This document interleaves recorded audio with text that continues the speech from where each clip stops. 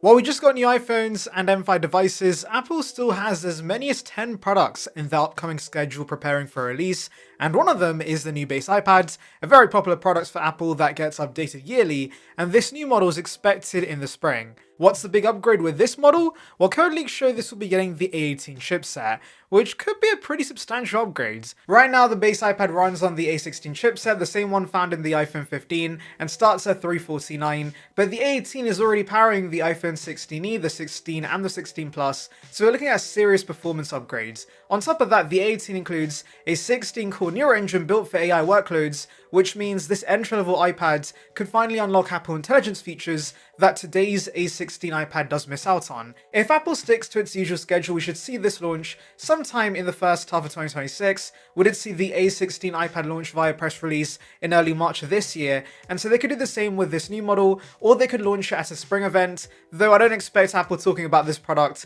for more than 5 minutes. Now you may be asking, is that the only thing that will set this apart from the A16 iPad?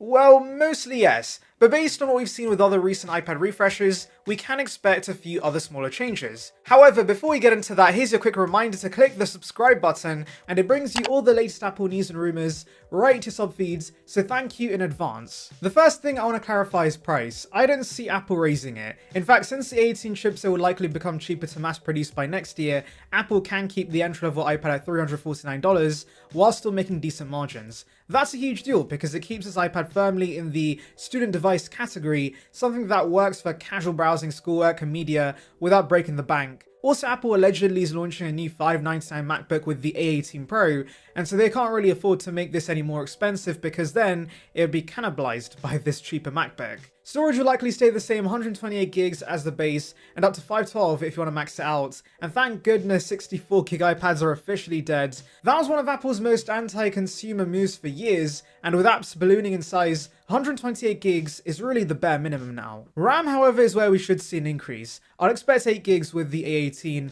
which will make multitasking notably smoother compared to the current 6 gigs. That means Stage Manager, Final Cut Pro, and heavier workflows will all benefit if you're the type of user who wants to edit video on your iPad or keep multiple apps running in split view at once. This bump is going to make a real difference. And of course, the A18 chip itself is the main upgrade. The A16 was already excellent data usage, but the A18 brings better efficiency cores, strong GPU performance, and importantly, Apple Intelligence support. That means Siri is finally useful, transcription happens locally, and you get the same AI text generation features as the iPhone 16 series.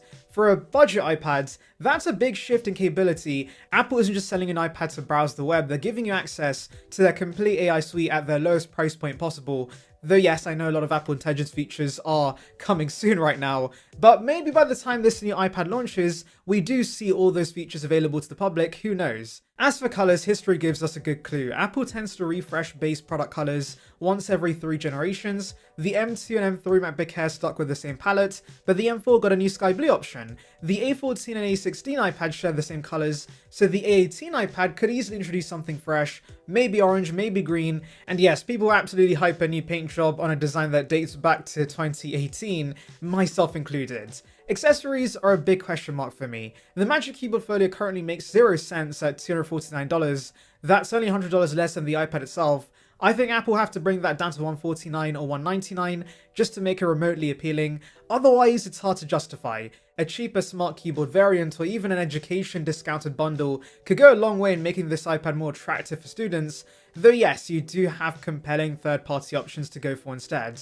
The USB-C pencil, on the other hand, is fine as is. I expect that to remain as the main stylus sold for this iPad. Connectivity is another likely talking point. Apple's probably going to add Wi-Fi 6E and act like it's a massive upgrade, even though most don't have the routers to take advantage of it. But in typical Apple fashion, they'll market this as the fastest wireless iPad yet. Bluetooth 5.3 is already fine, but Wi-Fi 6E gives them a talking point for marketing slides, and of course, 5G cellular models will stick around as per usual. I wonder if this iPad's going to gain Apple's new in-house Proxima chipset though. That is going to be combining the Bluetooth and Wi-Fi chipset into one, and is supposedly going to be more reliable and efficient, but I'm sure if this iPad's going to gain it. And now let's talk about what's going to stay with the A18 iPad, because honestly there's a lot. The A16 iPad is already a well-rounded tablet, and so Apple isn't going to mess around with a formula that works. Right off the bat, the design is going to stick around. Flat sides, uniform bezels, Type-C, the whole package. Apple's industrial design has always been about longevity, and they're going to ride this one out for at least another 5 years. And honestly, that's not a bad thing. Even though it dates back to the 10th generation iPads,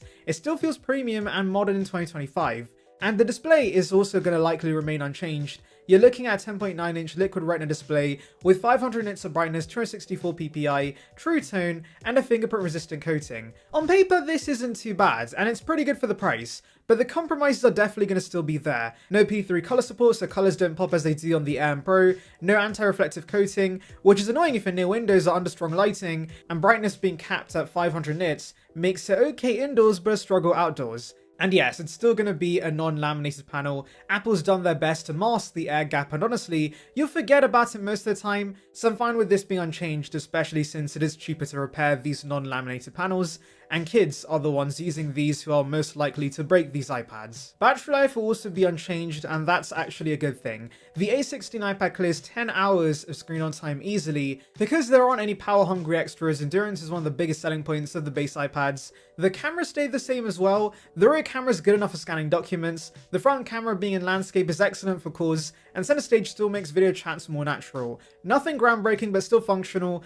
and so that's going to remain with the A18 iPad. Speakers, staying the same as well, and that's a win. Stereo audio makes YouTube, Netflix, and Apple TV Plus much more enjoyable, mic quality solid, touch ID on the power button is still reliable and fast. No surprises there, those are also going to stay. Now here's one part that may make some people sigh. The USB-C port is still going to be USB 2 speeds on the A18 iPads, at least I think it will be. That means fine for charging, but slow for large file transfers. Personally not a massive issue in my opinion, but pro-leaning users will want the AL Pro for faster I/O. So ultimately not much is changing with the A18 iPad, and that's the point. Everything I just mentioned, design, display, battery, cameras, speakers, Touch ID connectivity, Type-C and storage, they're all solid on the A16 iPads and already great for the price. The one big change is the chipset. Apple's slotting in the A18, and while that doesn't sound flashy, it does mean better performance, longer support, and more breathing room for future iPadOS updates. For an entry-level iPad, that's exactly the kind of change that matters. Now, of course, you may be wondering, should I buy the A16 model right now or wait for the new base iPads? Well, the A16 iPad has proven itself to be a very solid, dependable device. It takes the great foundation of the 10th generation model, adds more power and storage, and refines the experience without raising the price. If you just want a reliable iPad for daily usage, this is it, and because it's often going on sale nowadays, sometimes as low as $249, it remains an unbeatable value in the tablet space. So if you need an iPad right now, this A16 model is the one to get. I'll leave links below, and it will be supported for years to come. But if you can wait, the A18 iPad will undoubtedly be a solid upgrade because of the new chips and RAM, and also likely won't get a price increase, so I'm looking forward to launching. Anyway, if you enjoyed this video, I want to stay updated on the A18 iPads and everything else Apple has coming up, make sure to hit that subscribe button. Thanks for watching, and I'll see you in the next one.